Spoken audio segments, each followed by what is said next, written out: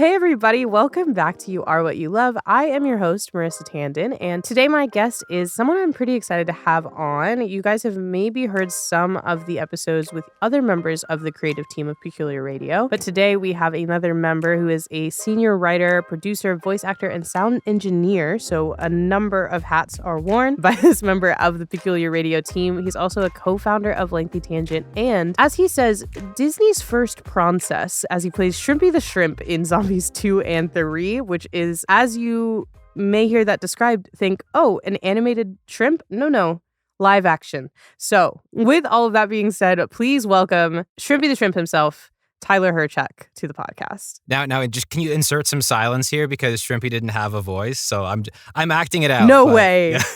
Oh, I had He no didn't lines. Speak? I was just a body. I was just a body in the costume. Yeah. That's incredible, actually. I was really imagining, because I have to say that this was not included in my pre-brief of meeting up, so that I didn't do an IMDb search. So I was imagining like a almost like the Little Mermaid but live action as a shrimp. Yeah, no, definitely no voice, no cancelable accents or anything like that. Plus, I was probably 10 years older than all of the high school students in the show. So imagine me taking the head off and it's just like, what are you doing here, older bro? Whatever it was, right? Older man. Were you wearing like a large mascot costume? You must have been sweating by the time you took that off. Oh yeah. We recorded in the summer, a couple summers in Toronto, and I had a full long sleeve fleece, bright pink, like tops and bottom. And then I had what was effectively like a diaper with a tail attached, and then two big like clown shoes, and then a chest piece and boxing glove hands, and then this big head. I was about 8.5 feet tall. Oh my goodness. So now we've gone from very cute, like Disney animated shrimp to like stuff of nightmares. I am afraid. I mean, still pretty cute. I'd like to think still pretty cute. Still pretty cute. I think it's the height. I have like I don't know if there's a word for it, but you know, like when you go to like horror nights or those like Halloween things and they have people in costumes and stuff, the people that are on the stilts, they scare me the most. It doesn't even matter what the type of costume it is. It's something about the overly tall person. It really frightens me. I don't blame you. And 8 feet is taller than Shaq, so I think Shaq's my cutoff. But also that's probably a foot of antenna too. So oh well, I don't know that makes me feel better, but that's amazing. Well, I am so glad you had that experience, to be honest, despite the fact that it might have frightened me if I see pictures, or I'll think it's like the cutest thing I've ever seen. Was it like the mascot of the high school? Yes. Okay. Yes. Got it. Seabrook High, I want to say fighting shrimp, fighting prawns. Oh man, I'm sorry, I can't remember. I love the prawn. Yeah. As fighting prawn is a really specific version of a mascot. And I do have like an American traditional fighting prawn tattoo on my ankle as well to commemorate my time. That's an amazing choice. I love that you were like, I was a foam and fleece mascot shrimp, and therefore I must put that on my body. 100%. I love it. And if you start like a small like underground boxing career, I think that would tie together as well. Absolutely. Well, now that we have covered this shrimp bit to its shrimp entirety, I would ask that we shift to what we were talking about today. Why don't we talk about what is the piece of media that has changed your life? Certainly, Marissa. And I just have to say, shrimping ain't easy, right? You know? So, and then the other one I want to squeeze in is Lifestyles of the Shrimp and the Famous, but that doesn't relate. Oh, I like much. that. There was no context for it, but I am glad you got it Exactly. in there. Today we're going to talk about Grandma and the Pirates by Phoebe Gilman, which is, to some people, probably, what is that? And other young Canadians or millennials, maybe, cornerstone of their childhood. Yeah, you know what's cool about this one is as many people who are going to say, I don't know what that is. It's actually the first time someone has picked like a piece of media that would have been childhood related as their formative piece. Most people, I think, from this question, I've noticed we've been talking about it in the Discord server too, where people have said like, it's hard to pick which thing you want to talk about as influential or like like life shaping because there are so many. One of our listeners described it as sort of signposts of different parts of their lives. So if you want to say the childhood thing, there's one thing. If you want to say the thing that taught me how to be more outgoing or shaped my college experience or shaped all these different moments, it's a lot of times seems like it's also about which part of your life you want to or you view as influential. So this is the first sort of like children's media that we're talking about. Yeah. Which is kind of cool. Absolutely. Yeah. And you're right. It is a very challenging question. I had to think on it for a while. I asked my girlfriend and relatively quickly she was like, Veronica Mars. And I'm like, I can see that. Yeah. You know, strong female protagonist, Kristen Bell. And so I had to think on mine. And I think that this book, we'll get into it obviously, but I'm looking back and I'm like, you know what? Yeah, I guess it is that one. But a very small thing that kind of bloomed, I guess. Yeah. It's not the pirate part.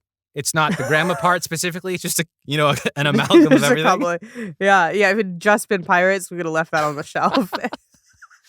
Oh yeah, that's funny. Yeah, I think some people are able to say instantly like, oh, it's this thing. So like Veronica Mars, I could see how. I mean, I think Veronica Mars was so seminal for so many people because it was so big at the time and maintained its fan base for so long, and even to the point that they were able to like crowdfund the return in such an intense way. And I always think like with that, I've found even people who think they have the right answer or have an answer instantly, if you let them sit with it for too long, they start to realize that maybe it was something else. When I started the show, I did not intend to give every guest like an existential crisis, but I do think that that's what's been happening. 100%. And then like even for you and I, we went back and forth with like a number of answers and emails and trying to figure it out. So it's also interesting to me too. I think it tells you kind of a lot about how people respond to it because some people want to talk through the whole concept before we get on, which is totally fine, and other people have an answer, but then you find out that they've been having the crisis by themselves. So it'll tell you a lot, I think, about someone's thought process as well. Absolutely. And the source material is basically it's a children's book that, if read out like in an audiobook format, is like 5.5, 6 minutes long. Compared to like the Lord of the Rings saga or 7 Harry Potter books, right? Yeah. So you've chosen like the same length of like Goodnight Moon. Yes. It's like about, it's about the same. Probably. So for people who have not read or listened to or had read to them Grandma and the Pirates, what would you say that it's about? Sure. Espionage, intrigue, trickery, human trafficking, all of that and more. Basically, it's the story of a grandmother, Melissa, and their parrot, Oliver. And grandma throws it down in the kitchen. She makes such delicious things. And pirates come by and they have a keen sense of smell. And they decide to basically kidnap grandma and all of her food. And so Melissa's off in a field just picking flowers. And the pirates storm the house and they kidnap grandma. They throw her in a sack with, I'm going to go through the list if you're okay with that. Yeah, I would love to hear the list. Sure.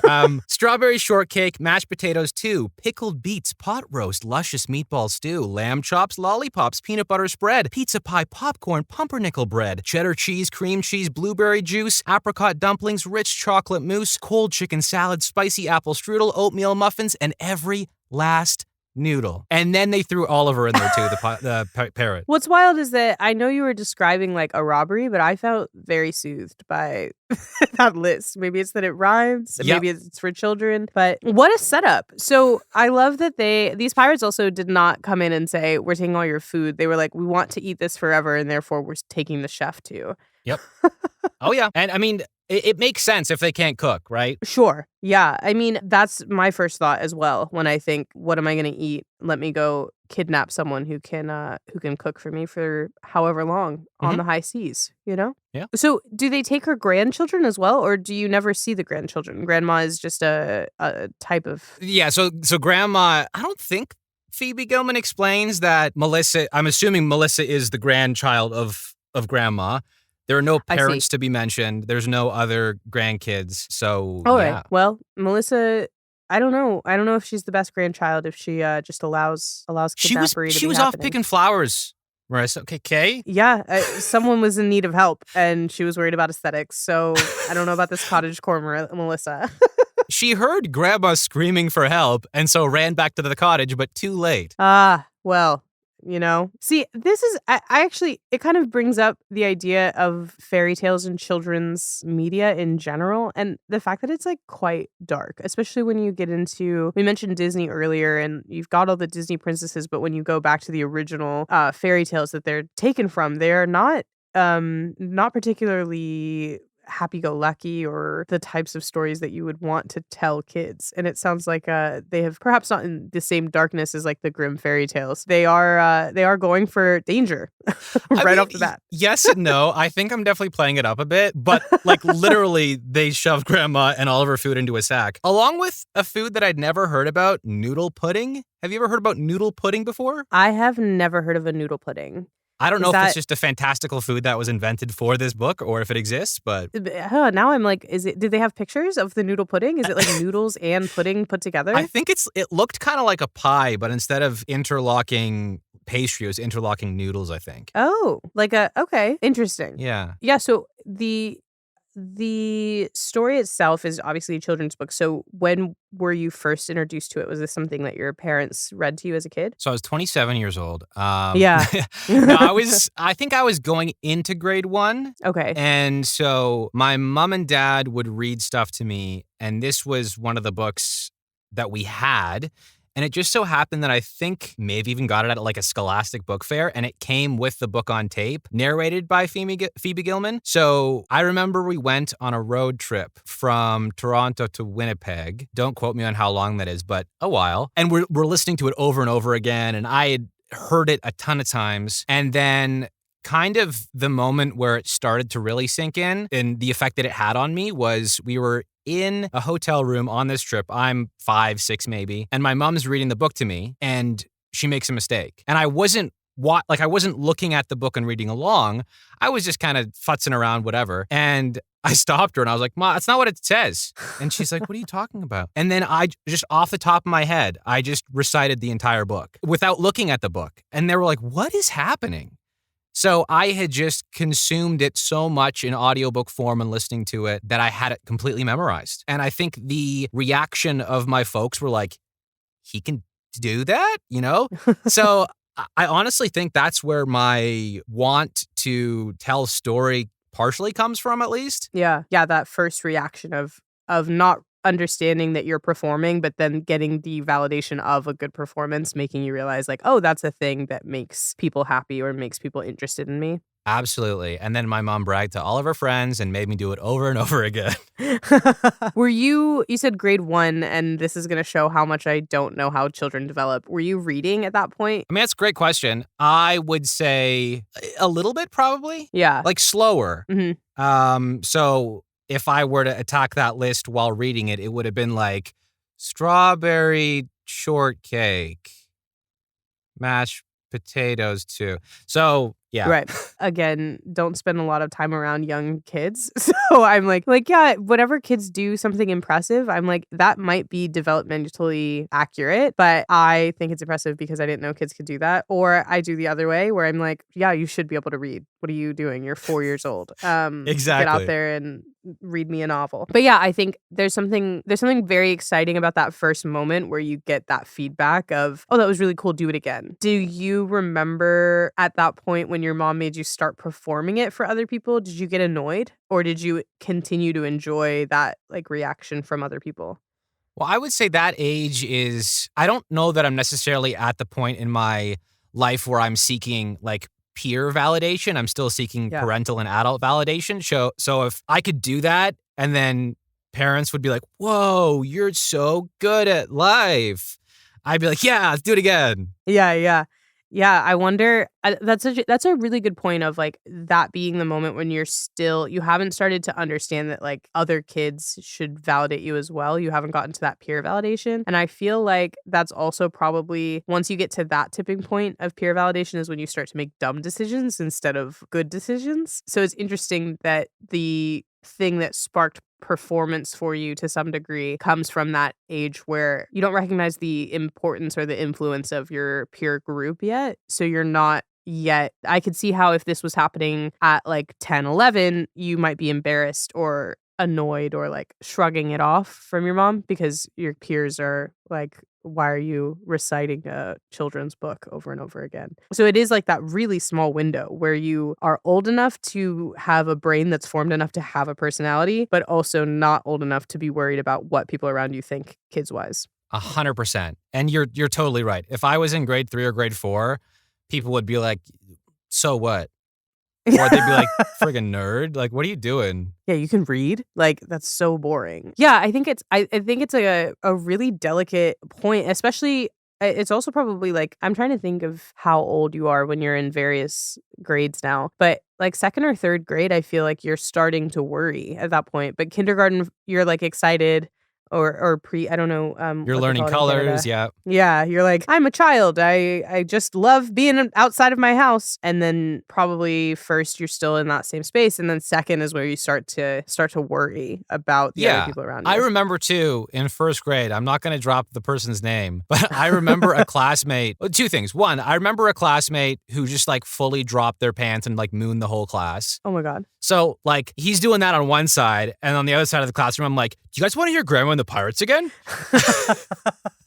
And and then the other one, going from grade 1 to grade 2, one of my classmates didn't make the jump. And then when the next year, when we were in grade 2, he was still in grade 1. We're like, "Oh, like, what happened?" And he was just like, "My mom said I didn't learn enough, so I'm doing grade 1 again to like get better." I was like, "Sure." Yeah. And in the moment that made sense. I'm like, "Yeah, it makes sense." Yeah, nobody had that awareness of what's the word I'm looking for? It's almost like that where at a certain point you start to become aware of like superiority and whether or not you're superior or whether you're kind of looked down on. There's that like hierarchy of social status in school. Yeah. The other thing too is this kid was also probably 6 to 8 inches taller than everybody else. So I think the height dynamic too is like, oh, he should be in grade 2 because he's so tall. Things can be so simple when you're a child too. Mhm. That's your logic. Yeah, I'm always interested of like where we stop being nice just from like that turn. There is like a button, it almost feels like. And I don't know why it would be 3rd grade, but it does feel like that's around when it is. It's like I don't know if there's like a something developmentally that changes or if you're just starting to become more aware, like you are definitely reading by then. You are sort of taking feel like you're past I don't know. Now I'm like, when did I learn calculus? Grade 3, right? Yeah, grade 3, right? That's when you start learning algebra and variables and solving for x, and that's when you start to believe I'm better than that other person over there. No, I don't know. I think like I think there's definitely like a turning point where you stop being nice to other kids, and it's a bummer, but it definitely does happen. So it seems like I always wonder if creatively if that's when if you have to become sort of like the theater kid before that so that you like it enough before people start being mean about it to keep doing it. Yeah. Well, I also switched schools in grade 4. Grades 1 to, well, kindergarten to grade 3, I was in one school. And then we have this thing up here. I don't know if they still do it, but it's basically like the gifted test. Okay. And so I was one of the students who got top marks in my school. And so other schools nearby would send the kids in grade 4 and beyond to a different school. But it had like a gifted program and then a mainstream program.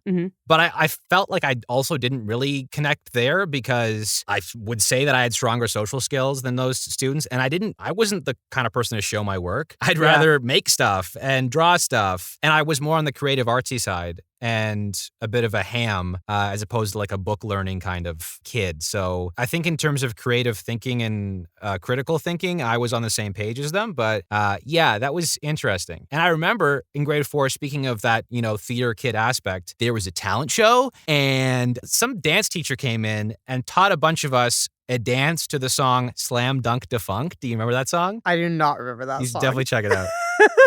And they created, I think it was a triangle of some sort. I think it was maybe 10 people. So 1, 2, 3, 4. And then they're like, it's too many. Let's just do 6. And then I was at the front of the triangle and I was just like doing the slam, dunk, defunk, put it up. Cause you got that feeling. And it was, hilarious. Oh, I love that. Was the gifted program, because I don't know how different it is or how similar, I guess, the Canadian schooling system is to American schooling, but like our gifted quote unquote programs are always centered around like math and science. Was yours as well? Or was it kind of like a whole?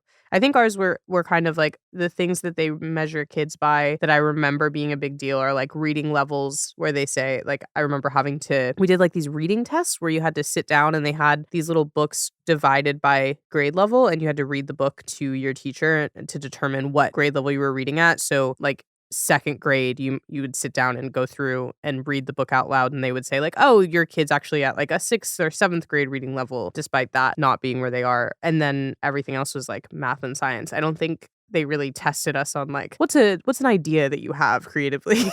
Oh, yeah. And then the real wake-up call was going from grade 3, where I was like, school's kind of boring. Like, I'm not fully engaged, to grade 4, where in the first week of school, they were like, so come March, April, May, you're going to have to present a project that has a writing component and it's 4,000 words and you have to type it up. And you're 9 years old. And you're like, I just stopped peeing my pants and you want me to type up a 4,000 word project? I ended up doing it on airplanes and I learned a lot of interesting things about airplanes. But yeah, and then you get the I guess not normal isn't the right word, but like regular, I guess, pace students. And then there's the whole, oh, this class is a bunch of nerds. And I'm like, no, but I want to play foot hockey too. Yeah, it's interesting because it's like we're talking about that idea of when you start to worry about what your peers think. And we were trying to find sort of like what it is that causes that change. But it almost sounds like to a degree, there's that separation being made by the schooling system itself of trying to sort of say like, here are the smarter kids, here are the normal quote unquote kids, and here are the kids that are taking too long to get up to a basic level. And I guess my angle with the math and science thing is I was really good at math and science growing up and I read quite a bit and all of that. So I didn't really recognize the stress that comes from not being good at those things because those are the things that are celebrated by the schooling system. And it's so I've gotten more and more frustrated about it as an adult looking back or talking to other people that I went to school with and recognizing what they were saying they were struggling with while we were growing up and going to school, because it's the stuff that you're saying is like, oh, these are the kids that deserve to be put on like a faster track. And these are the kids that are at a normal level, or these are the kids that need to be removed to keep other kids from not getting to a faster place. It only suits exactly like one type of learning, even though we know there are a number of different ways that kids have to learn. And there are a number of different ways that like kids thrive. And I don't have a point. I'm just frustrated. Totally valid point too. And I mean, there are some schools that are specifically art schools where they really focus on theatrical arts and on camera and voiceover to a degree. But you're right. I mean, those maths, sciences, things like that, I wasn't super strong at that stuff. Yeah. I remember even in high school, so the gifted program continued into grades 9 and 10 when I got into high school. And then 11 and 12, it kind of disbands, but they still are like, you're taking academic science, academic English, stuff like that. But then I would have, civics or careers class, and that would be everybody in the grade level. And then we had AP too, advanced placement. Do you guys have that down there? Oh, yeah, we have AP. And so my stupid guidance counselor, I know his name, but I'm not going to dox him.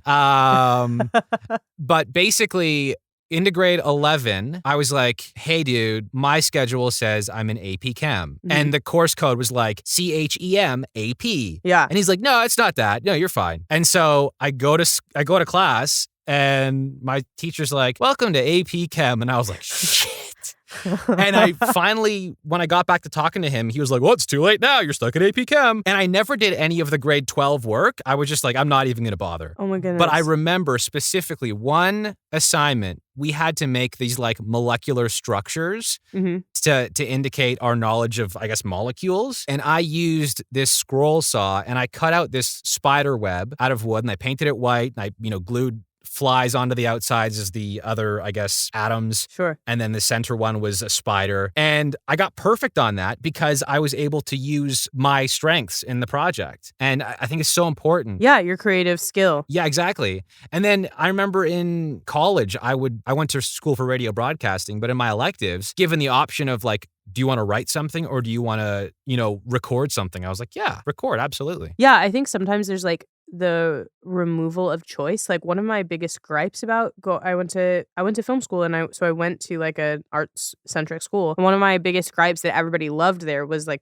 there was no math department. There was like technically it's liberal arts degree, so like there was one math class if you hadn't like scored a certain level on the SATs or taken certain levels. And like I really like math. Like it scratches a different part of my brain. And so I was really annoyed by it because it was like there was almost this affirmation for people that like, oh, if you're in the arts, you don't need to understand math and science, or you don't need to take a history class. And all of those things can inform your art as well. Mm-hmm. So by sort of I think it starts pretty early on as well. Like you're saying, fourth grade is when they sort of separated you. And by causing those separations, you're saying like these two things can't sort of work together. You can't be creative and good at science. So like I love this idea of someone who's good enough to get through AP Chem and get put into AP Chem on accident, and then taking your creative skill set and being able to sort of illustrate a complicated scientific thing with a creative, like more space where we can allow those things to work together, keeps people from feeling like, oh, I can only do one or the other. When in reality, that whole left brain, right brain thing, it's not like the other half of your brain just doesn't work. It's you can use both. Yeah, no, I felt like a grandmother shoved into a sack with noodle pudding and other foods. And I was pulled out of the sack into AP Chem class. Yeah. They were like, good luck, cook. Exactly. Well, so going back to that, which kind of sounds like as we've gone on our sort of rant about the both American and Canadian education system. So I imagine that people are doing this all over the world, stuffing kids into sacks and making them cook. I'm curious. So when your mom sort of like your parents recognized that you had memorized this book and then had the excitement of like almost sort of like a, circus act of like keep performing it, do it every time somebody comes over. Mm-hmm. Was that one of the first times at that age that you felt or you remember being good at something, like having that validation of being really good at something? I would say so. My dad, big sports guy, very athletic in his time. Still alive, I will clarify. But back when he was younger, he was, prolific athlete. And so I, learned a lot from him in that regard. And I was the type of athlete where I wasn't playing rep or select or high levels, mm-hmm. but I had the, I guess, kind of sports brain where, how familiar are you with baseball? I'm decently familiar. It's not my favorite sport, but I know the rules. Right. Okay. So do you know what hitting for the cycle is? No. So I don't know the rules. No, it's not a rule. To be fair, it's not a rule. But basically hitting for the cycle is when one batter over the course of a full game gets a single, a double, a triple, and a home run. Okay. And it's very rare. I feel like it happens once every couple years in the major leagues, maybe. And I would have been, a bit older than Grandma in the Pirates days, but 8 or 9. And it was later in the game. And I hit a clear double. And I stopped at first. And my coach was like, "What are you doing? What is he doing?" And my dad was an assistant coach. And the gears are turning. And then he goes, "Oh, I think he needed a single to hit for the cycle." So me being the not team player, I was like, it could have been a double, but if I get this single, I've hit for the cycle. That is so funny. So you're a very selfish baseball player. Exactly. And then back to, Grandma in the Pirates days, I was playing softball and it was your coach would do underhand pitch to you. Okay. And so I was playing defense. So I was on first base and there were runners on first and second. This is getting really inside baseball. But basically the ball was hit to me at first base. I caught it in the air. That's out number 1. Okay. I step on first base. That's out number 2. And I turn and the runner that was on second is like running towards third and running home. So I ran to second base holding the ball to touch second base. Mm-hmm. And by the time I was halfway there, somebody on my team was there and I could have thrown it, but I was like, I don't want to screw this up. So I ran and I touched second base and my dad was like, after the fact, that was an unassisted triple play. And I was like, yeah, it was. I knew what I was doing. Those kids didn't know shit. So you had sort of like the idea or the recognition, I guess, at that point of being good at things, but knowing it almost sounds like you were studying the sport well enough that it wasn't about sort of like the instincts of things, of pass to your, okay, there's someone on second, throw the ball, they can easily do that, where it's more instinctual in that space, but very much like the way you're describing it is almost like a checklist of skills to get through. Yes. At a young age, I studied the blade. That's correct. Did you keep playing sports? Were you a sports kid all the way through? Yeah. And Yeah. again, never super competitive. My sports nowadays are ultimate frisbee and beach volleyball, but I also tore my ACL playing ultimate a couple years ago. So coming back from that. But I prefer kind of the social aspect of sports. Like there are sports that I don't refuse to play, but I avoid them just because the communities are pretty toxic. But those communities, for the most part, are pretty welcoming, kind of like the arts.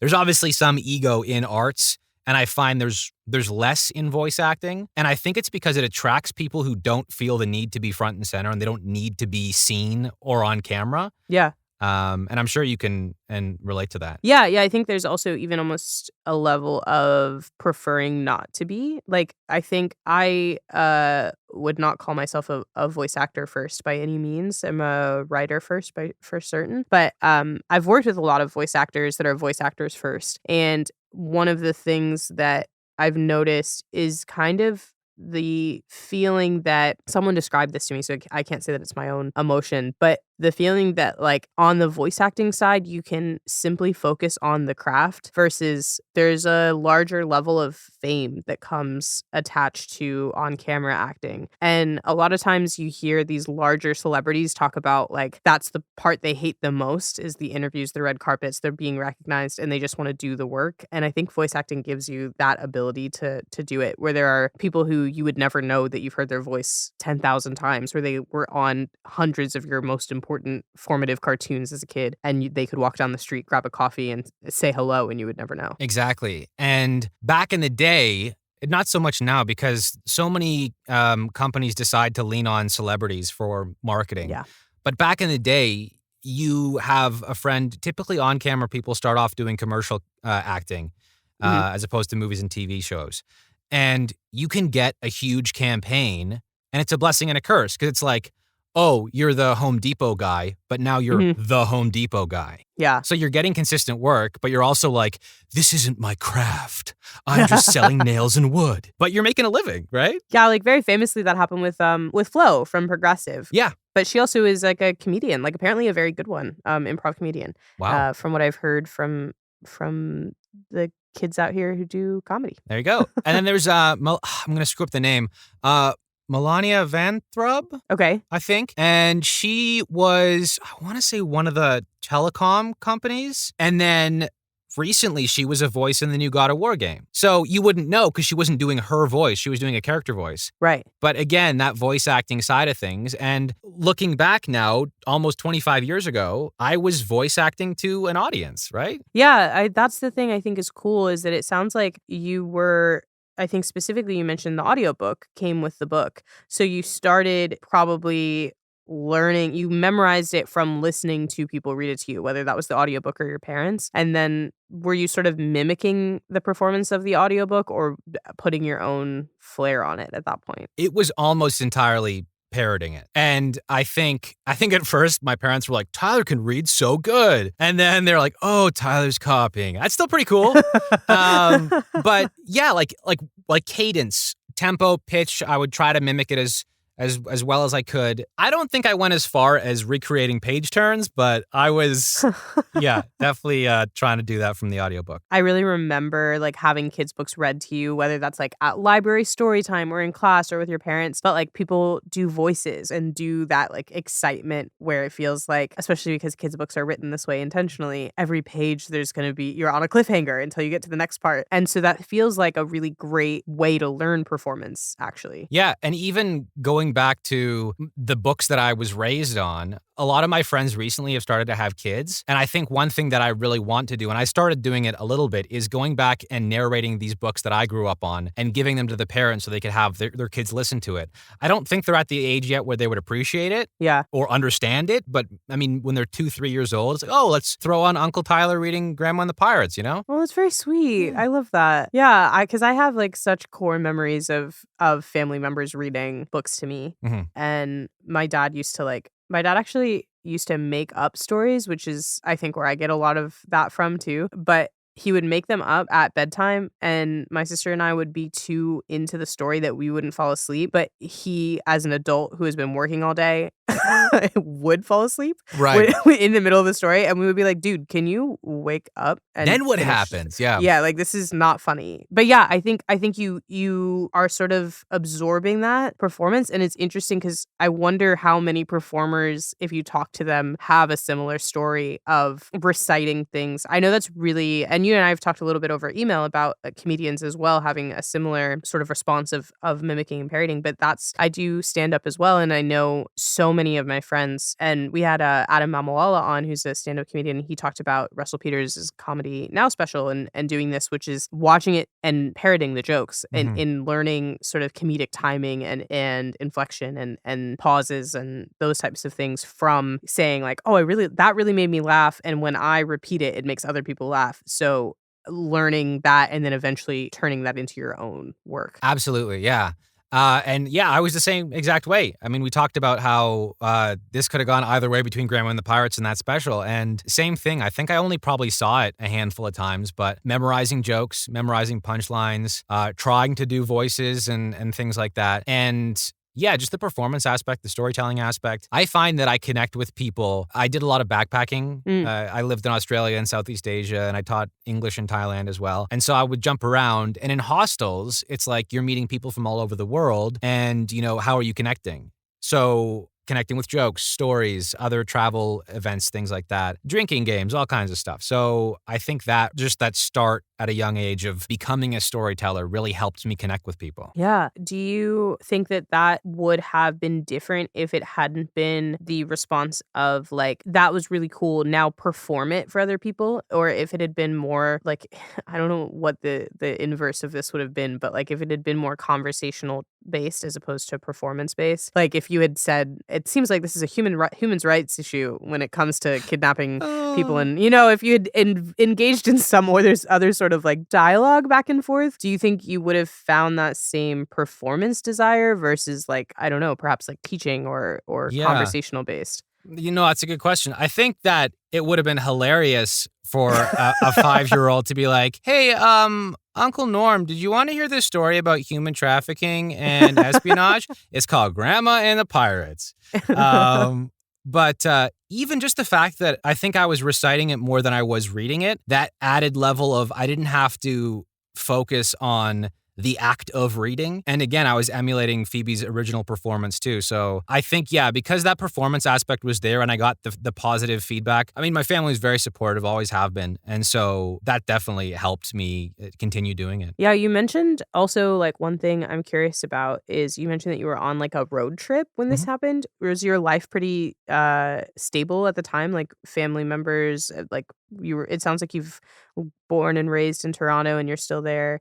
Yeah. We were just going to visit my grandparents in Winnipeg at the time. Okay. I do love that you were going to go visit your grandparents and reading a story about a grandma who gets kidnapped by pirates. Were your grandparents particularly piratey? Were they piratey? Is that what you're gonna Yeah, were your grandparents is that why they were in Winnipeg? Is that a location for a lot of pirates? No, it's quite inland, so not really. Maybe they were hiding out. You don't know. Maybe true. That's the last place you would look for pirates. Very true. Winnipeg, the last place they would look. It's true. Very true. Also colloquially known as Winterpeg, so quite cold. Oh, quite cold. Perhaps pirates of the snow then. Yes, or not Arctic pirates, but yeah. Kind of into that. Yeah. You know what? There's another children's book in there somewhere. On my way to visit my grandparents in Winterpeg, the Arctic pirates. Snow pirates, yeah. Did you basically, like, if you, on your road trip there, discovered your parents realized that you had memorized this, were your grandparents probably, like, the first people you did this party trick for? I honestly can't remember. It's possible, too, timeline-wise, that we were actually on our way back to Toronto. But I definitely did it at some point for them, for sure. And my grandparents, grew up on a farm. I believe that they actually also emigrated at young ages from the Ukraine. And then farmers just through and through. So my grandpa was probably like, oh, the arts, that's nice. Like, pick up a shovel or whatever. I mean, again, it's a performing toddler, right? Sure. Sure, they're like, oh, that's cool. Let's get back to work. Yeah, exactly. They did give me my first Lego set, so they appreciated the craft. The craft. Were you the kind of kid that was, like, making stories up for your Lego sets or, like, kind of just building what you wanted to? Probably a little bit of both. One thing that I would do is I remember one Christmas, it may have been when I was 5 or 6 years old, I got like a 6 or 700 piece Lego castle. Ooh. And I think it might have been the last gift that I opened because as soon as I opened it, I was like, I'm not leaving this spot until I'm done this castle. And so I would think I was still in my PJs. I was working on it. It took me 3 or 4 hours. And then my mom's like, can you come for like Christmas lunch or Christmas dinner? And I was like, the portcullis isn't on yet, Mom. Like, we got to figure this out. And then I would build it and I'd have it sit there for a while. I'd play with it and then I'd take it apart and then I would probably never build it again, but just kind of make, different Frankenstein things. I love that because what you're talking about is first like building based off of a picture, which is a craft in itself, which perhaps the closest thing you can get to that as an adult, unless you continue with Legos, is like IKEA furniture. Like there's no instructions. It's like, here is a photo, please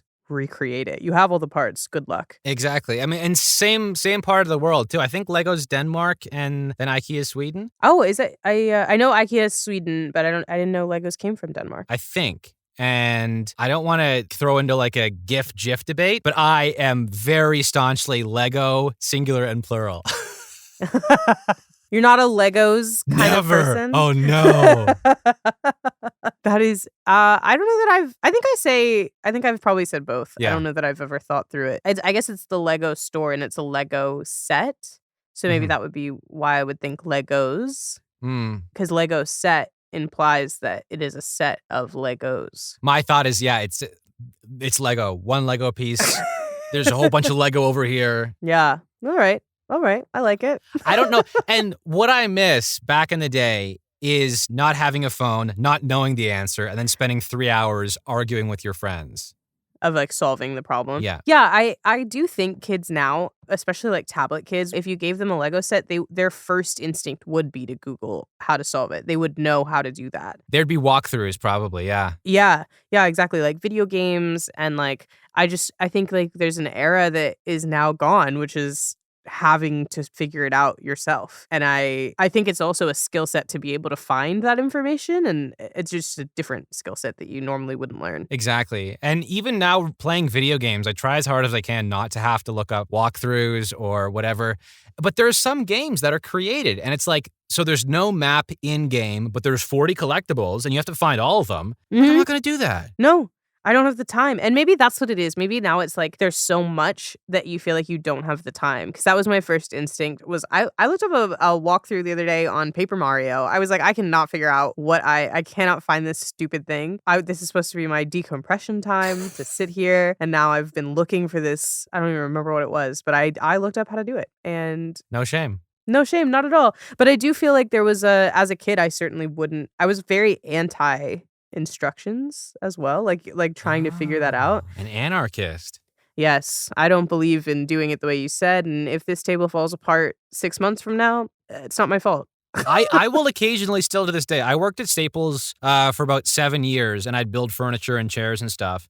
And if I could avoid looking at the instructions, I would. And that would usually bite me in the ass because I'd put arms on backwards or I'd use the wrong screws or something would happen. Yeah. But I'm like, no, I'm solving this. Yeah. I don't know. I wonder if kids have that same like problem solving skill set still. I do think obviously they are still problem solving by going, there's a way to solve this problem. I can look it up. Right. But it's a different half of a different part of your brain that you're using. I don't know which one's better, but I do know that times are a-changin', and I'm starting to sound old. So when you were kind of getting this bug, it almost sounds like, to start performing, did your parents start to, you said they were very supportive, did they start to see the sort of theater actor in you and guide you into that space? Like, did you do kids productions or kids theater, that type of stuff? Or did that come later? Definitely a little bit later. I think, I remember in grade, again, 4 or 5 or might have been grade 6, I did an assignment on Leif Erikson, the Viking, who I believe, I like to pull facts out of my ass and they're probably fake, but I think this one's real. He's the reason for Bluetooth. Oh. It's like the Nordic, there's like runes for the Bluetooth symbol. Oh, yeah, yeah. He was, there's a connection there. Okay. Google it, guys. I don't know. We were just talking about don't Google stuff, like problem solve. Google Yeah, it. we're Google it. We can't help you. Exactly. And so I wrote a thing about Leif Erikson from first person, and I created a mask, a Leif Erikson mask, which was basically just cardboard. I, drew his face, poked in eye holes and a mouth hole. And I put it on, went in front of my class, and I started off by being like, oh, I'm Leif Erikson. And then 5 seconds in, dropped the voice, got super nervous, and then was just like, and then after that, I went on a big ship. And so I would instinctively be pushed towards creative things, but I don't know that I did a lot of productions. I did go to a theater camp, I want to say in grade 8, 7 maybe, the summer. And ironically enough, it was, I believe, Treasure Island, and I was a pirate. So it comes full circle. Oh, that's amazing. I love that. Pirate to pirate to pirate. Yeah. As you can tell, Tyler and I were having a wonderful time talking about how a children's book could spark so much of his career moving forward.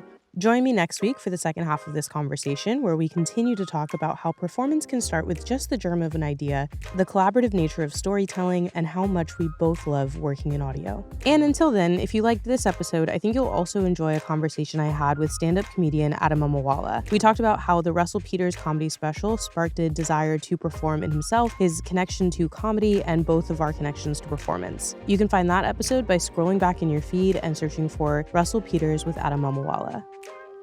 Between now and next Wednesday, if you want to keep in touch, you can follow me on social media at Marissa Kamari, anywhere you get your social media fix. You can also sign up for my newsletter by going to our website, tandonproductions.com, clicking on You Are What You Love, and signing up there. I send out an issue with every episode of this podcast. And we just started a Discord server, so if you want to connect with me, with other listeners, and talk about the types of things that we are talking about on this show, you can join that by clicking on the link in the episode description.